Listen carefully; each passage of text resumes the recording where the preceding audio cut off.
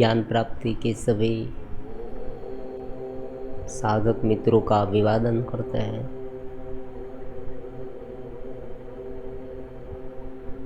तुम ध्यान में आगे बढ़ो, तुम ज्ञान में आगे बढ़ो। ज्ञान की रोशनी, ज्ञान का अंधेरा, ज्ञान में बढ़ोतरी, सुदृढ़ता,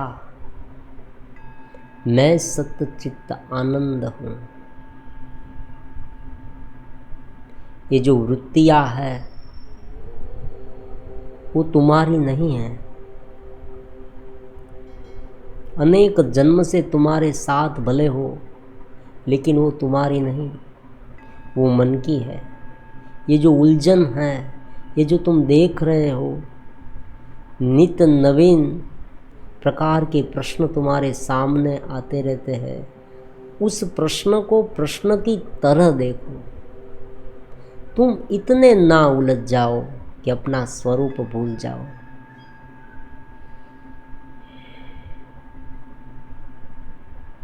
चेतना को साथ रखो, उसे स्मरण में रखो, साक्षी भाव में रहो। दिव्यता की ज्योत तुम जलाते रहो। नित्य नवीन विचार, नित्य नवीन प्रज्ञा तुम्हें जागृत होते रहे। हर रोज सुबह शुभ संकल्प के साथ आगे बढ़ो। धीरे धीरे ये सर्किट बन जाए, एक प्रकार की तुम में दृढ़ता आ जाए, फिर सब कुछ सहज होने लगेगा। कठिनाइयाँ आएगी तुम्हारे जीवन में, लेकिन वो कठिनाइयाँ केवल बाह्य स्तर पर ही लगेगी। ये बहुत महत्वपूर्ण है।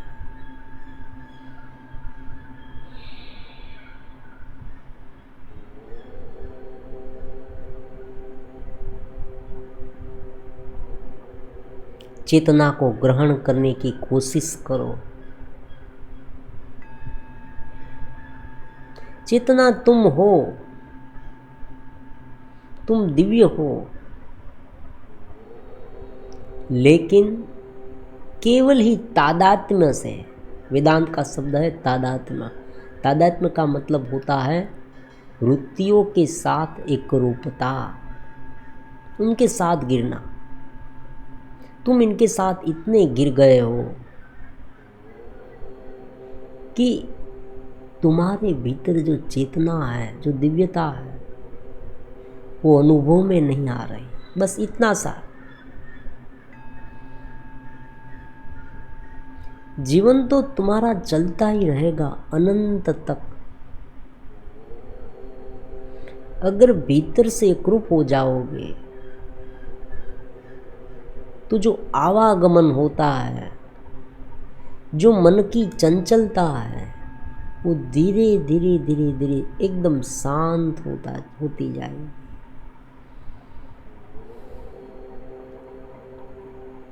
आज का हमारा महत्वपूर्ण सब्जेक्ट साक्षी के पार। अगर तुम मन के झूले में बैठकर सोचने लगोगे तो बहुत सारी सोच, बहुत सारे विचार आते ही रहेंगे, आते ही रहेंगे। निर्णय नहीं ले पाओगे कि क्या सच है, क्या झूठ है, क्योंकि शास्त्र अनंत है, ज्ञान अनंत है। और ज्ञान अनंत होने का कारण भी क्या? कैटेगरी के अनुसार, पात्रता के अनुसार, जहाँ जितनी जरूर पड़ी उतना दिया गया है। तो हर एक व्यक्ति के अलग अलग शास्त्र हो सकते हैं। तुम्हारा शास्त्र अलग हो सकता है, तुम्हारा फॉर्मूला अलग हो सकता है, लेकिन सिद्धांत कभी अलग नहीं होता। फंडामेंटल ज्ञान क्या करना है, उनमें रहना, उनके साथ मिलना। जहाँ से हम बिछड़े हैं उस चेतना में वापस जाना है। जो हमारी चेतना है और जो हमें दिख रहा है ये भी रहस्यमय है। हमें जो ये जगत दिख रहा है वो जगत अगर अविद्या से देखा जाए, अविद्या मतलब क्या, मन की भ्रमणा, अगर तुम मन की भ्रमणा से देखोगे तो वो अलग दिखेगा। अगर परमात्मा से देखेंगे तो ये जो जगत है ना वो ब्रह्म रूप दिखेगा। ये वेदांत का सार है। भगवत गीता में भगवान ने 11वें अध्याय में जो भी परमात्मा का स्वरूप जानना चाहता है उन्हें 11वां अध्याय भगवत गीता का पहले पढ़ना चाहिए, उनका अभ्यास करना चाहिए।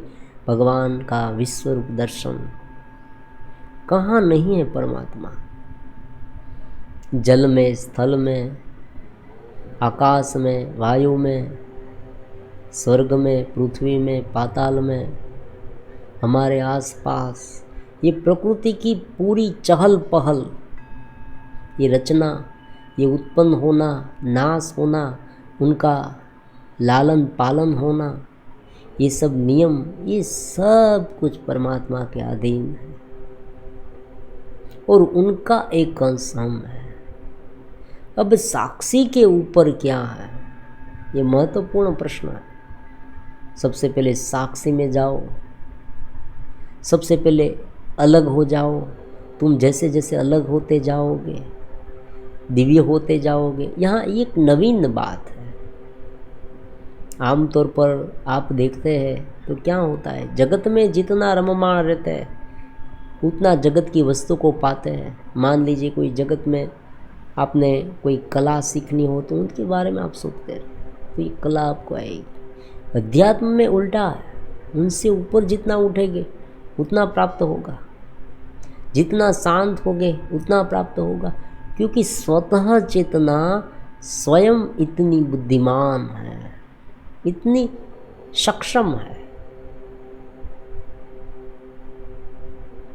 और जितना जरूरी है उतना वहाँ उपयोग होता है।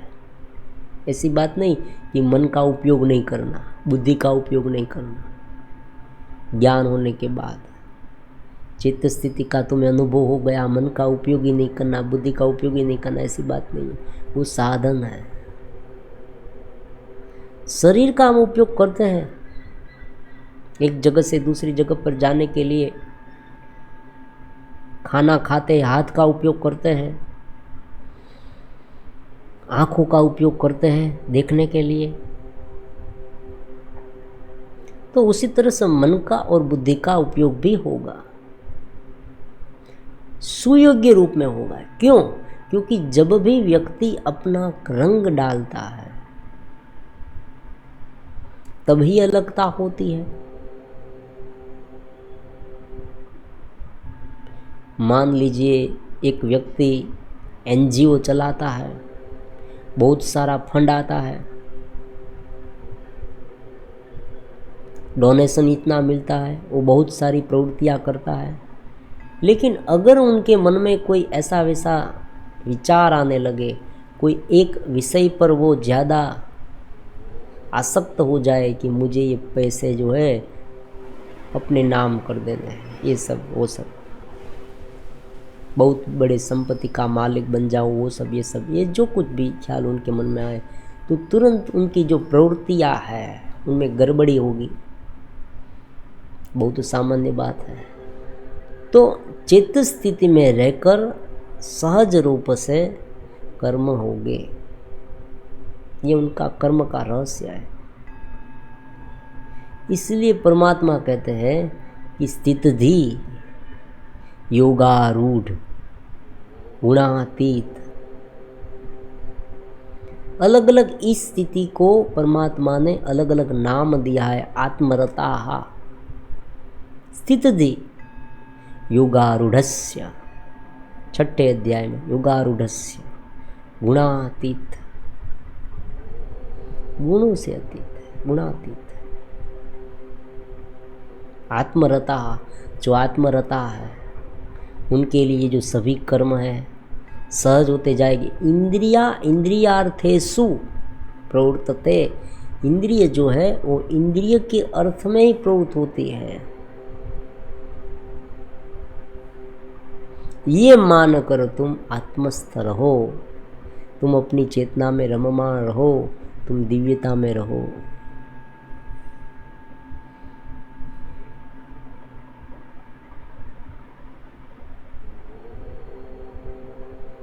तो साक्षी के ऊपर क्या है? भगवत गीता के आधार पर भगवान कहते हैं कि पहले तुम अपने आत्मा को, पहले मुझे अपने आत्मा में देख, फिर तुम सर्वव्यापी परमात्मा को देख, सर्व जगह पर मुझे देख। यही करना है। साक्षी के बाद सर्व में ब्रह्म दर्शन, ये उनका सर्वोच्च पड़ाव है, आखिरी छोर है। ब्रह्म में एक रूप हो जाना, परमात्मा में एक रूप हो जाना।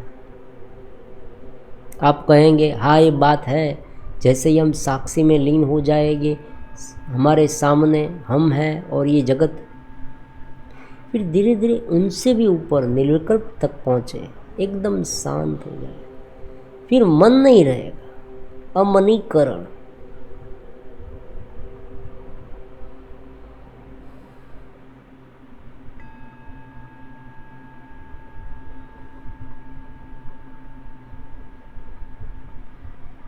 तुम जैसे जैसे इनसे ऊपर उठते जाओगे, उनमें एक रूप होते जाओगे, और एक स्टेज ऐसा आएगा कि ये जो शरीर है, ये जो समय है, उनका भान भी भूल जाए। और जागृत अवस्था में भी एक बार भी साधक वहाँ तक पहुँचा, फिर जागृत अवस्था में भी वो सभी जगह पर ब्रह्म दर्शन, परम तत्व का दर्शन कर पाएगा। सभी जगह पर परमात्मा।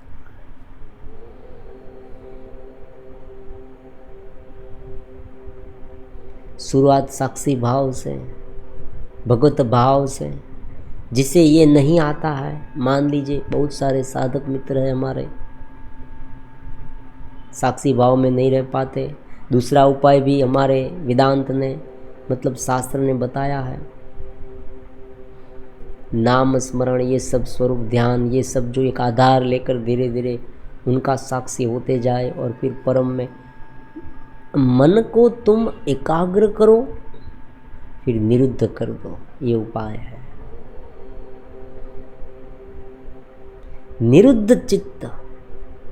क्योंकि योग शास्त्र में भी दृष्टा स्वरूपे अवस्थानम, दृष्टा अपने स्वरूप में एक रूप होता है। कब होता है?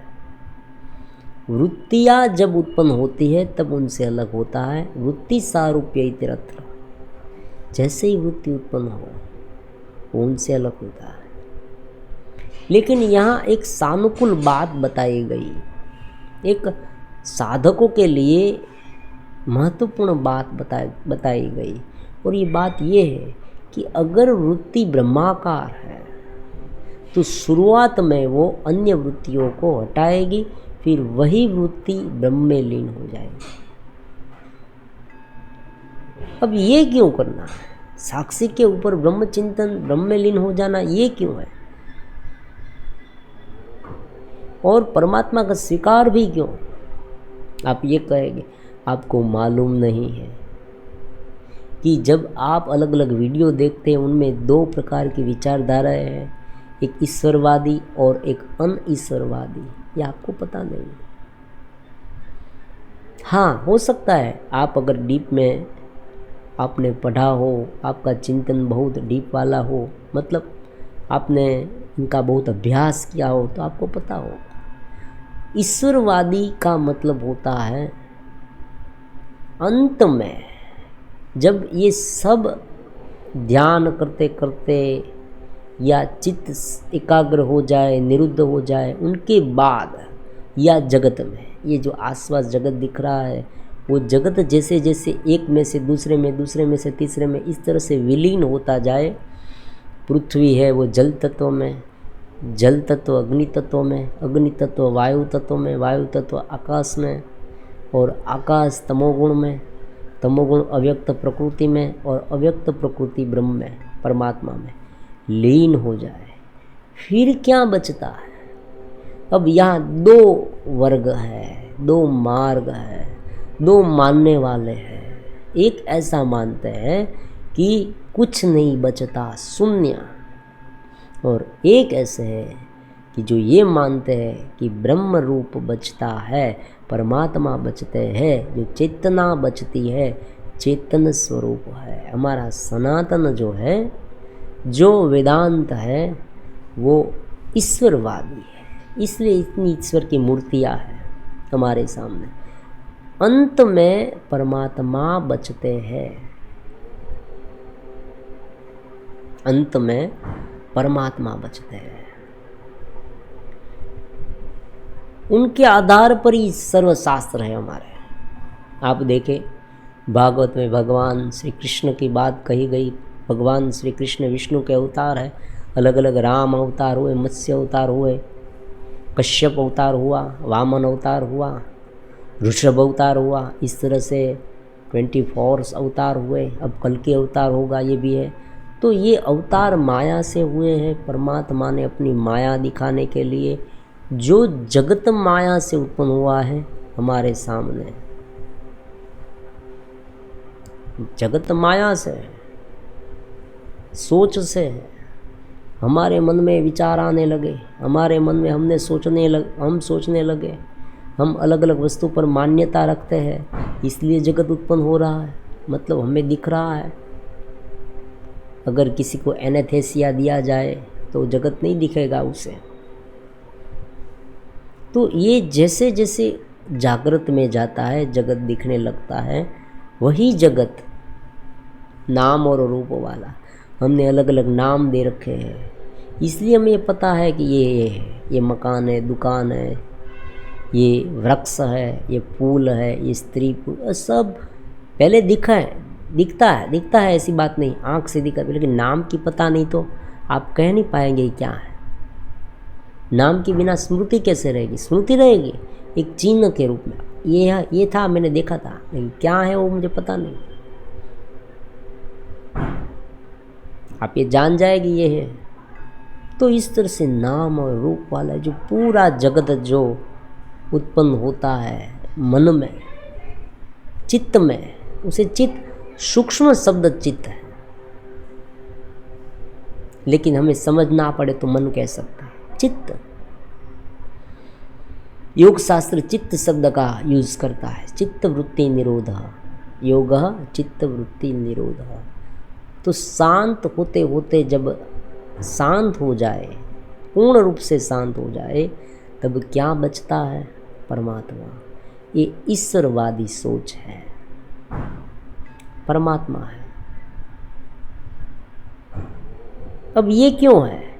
क्योंकि उनमें से ये स्वयं इतना बुद्धिमान, सब कुछ उसमें है।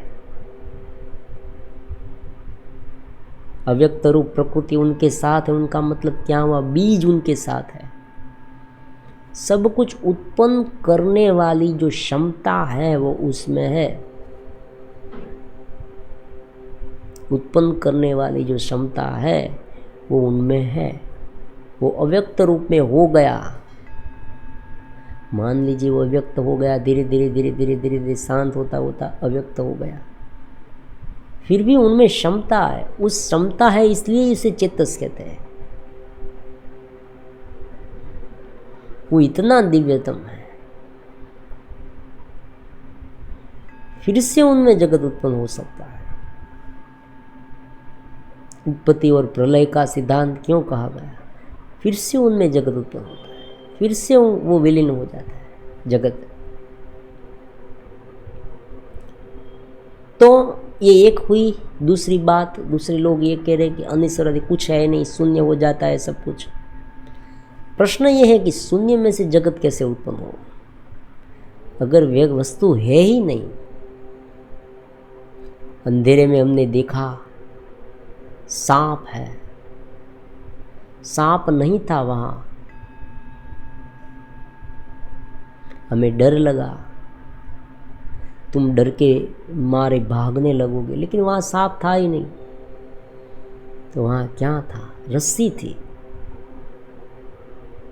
लेकिन थी तो सही, कुछ तो था, रस्सी तो थी।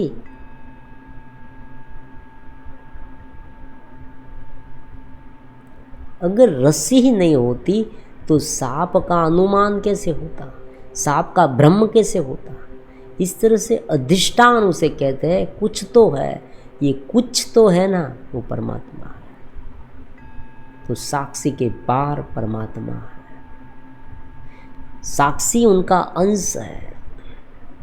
अब देखो एक बहुत सुंदर सी बात है, ये बात थोड़ी गहन हो सकती है, हो सके तुम्हें समझ में ना आए, तो उसे समझने के लिए एक बहुत सुंदर सा एग्जाम्पल लेते हैं।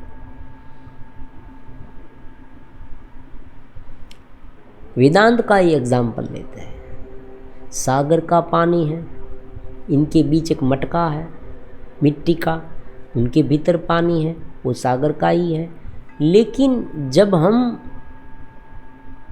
उनकी अपेक्षा है, मतलब मिट्टी वाला जो मटका है उनसे घिरी हुई जो भीतर की चेतना, भीतर का जो पानी है वो सागर से अलग हो गया है, उसे हम क्या कहेंगे? उसको साक्षी कहेंगे, उसको आत्मा कहेंगे। और जो बाहर का है परम चेतना, उसे परम चेतना कहेंगे। सबसे पहले हम साक्षी में चले जाए, मतलब पहले जो इस घेरे से एकरूप है उनसे ऊपर उठे, शांत होते जाए। ऊपर उठे मतलब उनका मतलब ये हुआ ये शांत हो जाएगा।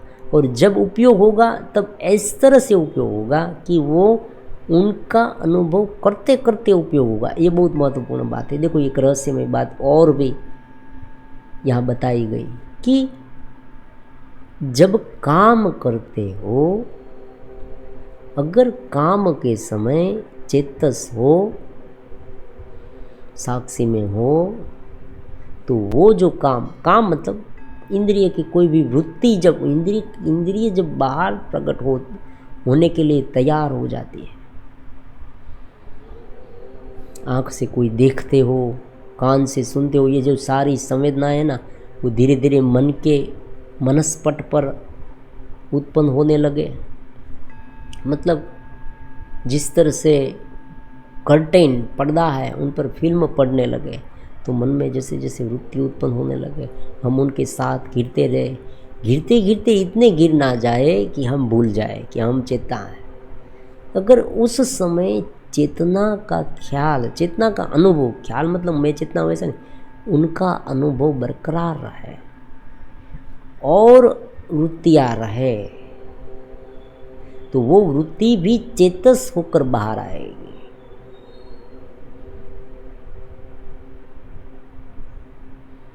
ये सिद्धांत है, उसे जीवन मुक्त की अवस्था कहते हैं।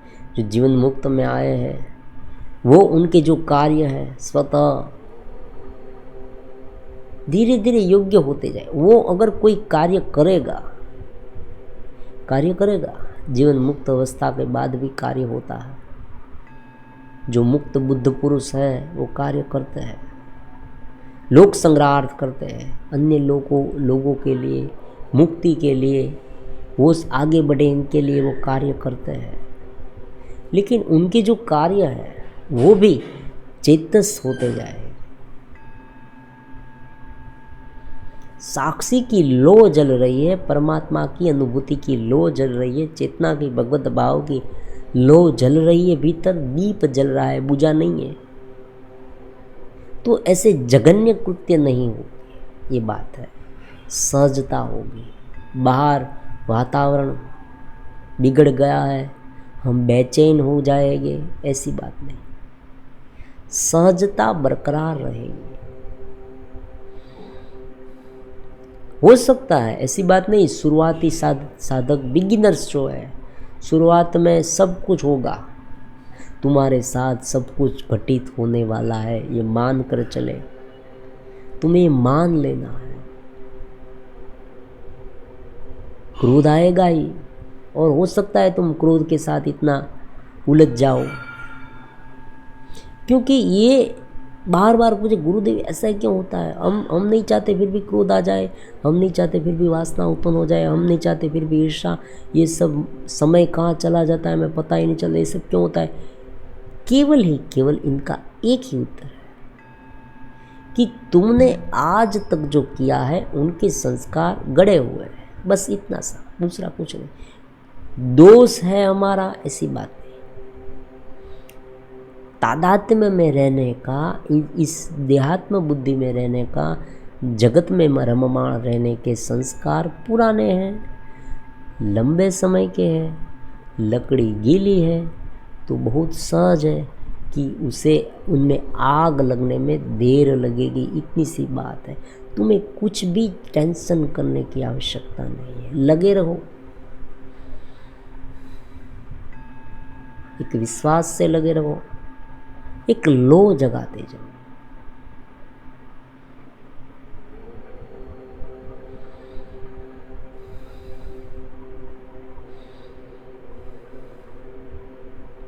और अलग अलग प्रयास, अलग अलग साधना पद्धतियाँ, ये प्रयास है, दूसरा कुछ नहीं है, एक प्रयास है केवल।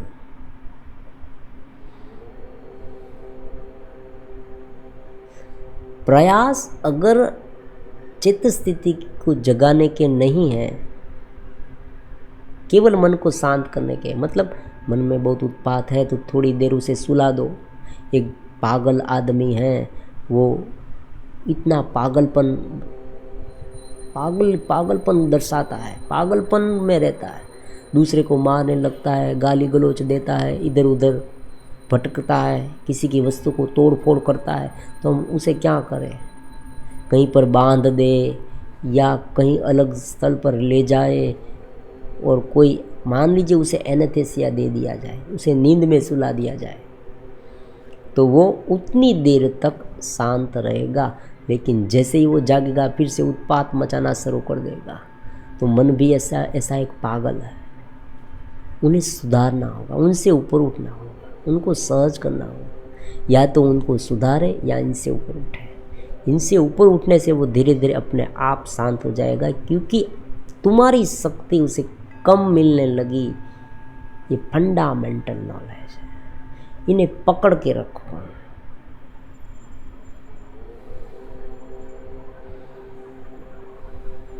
तो साक्षी के ऊपर क्या है? परमात्मा। साक्षी परमात्मा का ही अंश है, लेकिन हम ये क्यों कहते हैं कि साक्षी के ऊपर परमात्मा है?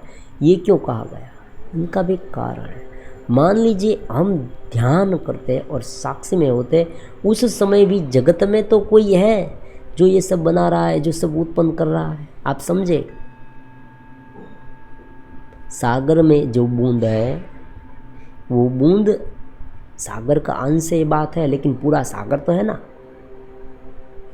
ये समझने वाली बात है। इनसे क्या होगा? अहंकार का निर्मूलन। थोड़ा बहुत अहंकार अगर रह गया है, हम साक्षी में गए फिर भी थोड़ा अहंकार रह गया, तो यहाँ समर्पण भाव से अहंकार दूर हो जाएगा कि हम तो एक बूंद है, उनमें लीन हो गए हैं। ये जो पूरा जगत है जो दिख रहा है नाम और रूप वाला, उनके भीतर एक चैतन्य है, चैतन्य का प्रवाह है जो अनंत तक है। फिर जब व्यक्ति निर्कल समाधि में चला जाता है, तो बोध व्यक्ति की जैसे जैसे साधक पर उठता जाता है, सिद्ध हो जाता है, तब ये मानने वाला ही कोई नहीं होगा, वो स्वयं उनमें लीन हो जाएगा।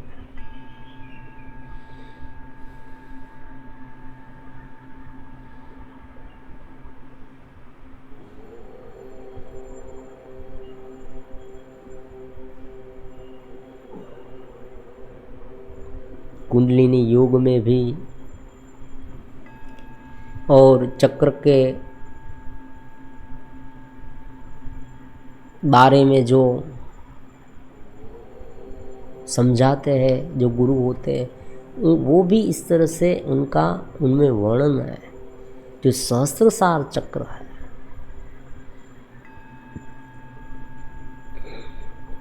आज्ञा चक्र से ऊपर जैसे ही साधक जाए, शिव के साथ उनका मिलन हो जाता है।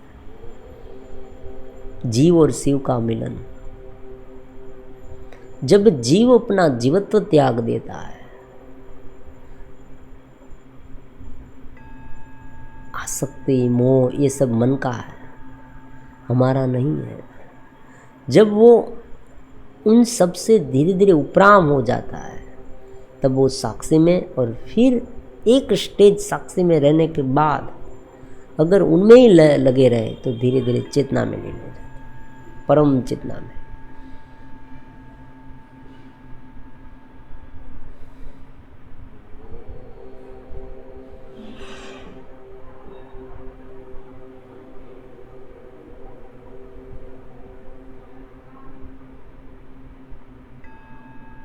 इस दोनों के बीच बहुत ज़्यादा अंतर नहीं है, देखो।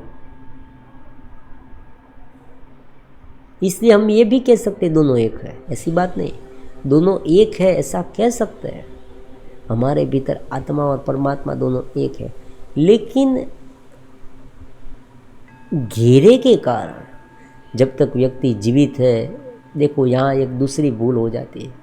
मान लीजिए एक व्यक्ति को चेतना की पूर्ण अनुभूति हो गई, वो अपने आप को भगवान मानने लगा, तो ये बात समझे, जब तक ये देह है, जब तक वो नीचे आएगा, नीचे तो आएगा ही।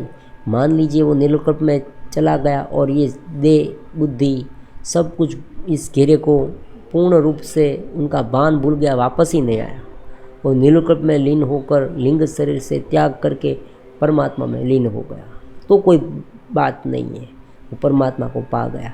लेकिन अगर नीचे आया तो नीचे आएगा ही, क्योंकि उनके संस्कार अभी जो शरीर के हैं, जो उनके पिछले कर्म हैं, योगी के भी पिछले समय में उसने जो कर्म किए हैं उनका जो फल है, जो शुरू हो गए हैं।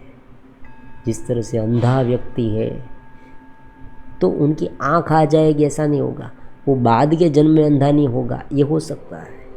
तो ये जो शुरू हो गए हैं कर्म, वो कर्म के लिए वो वापस आएगा समाधि में से, और वापस आएगा तब उसे ये पूर्ण ब्रह्म का, परमात्मा का ख्याल मन में रखना होगा, वरना वो एक आएगा मैं भगवान हूँ।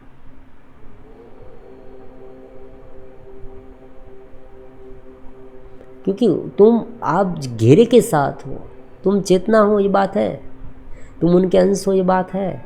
तुम उनमें जा सकते हो, आ सकते हो, जा सकते हो, आ सकते हो, ऊपर जा सकते हो, उनके साथ मिल सकते हो, नीचे आ सकते हो। लेकिन तुम जब तक घेरे में हो तब तक तुम साक्षी में हो, चेतन स्थिति में हो। लेकिन जो घेरे के बाहर अनंत है वो तो परमात्मा है ना, बारीकी से समझना है इसे।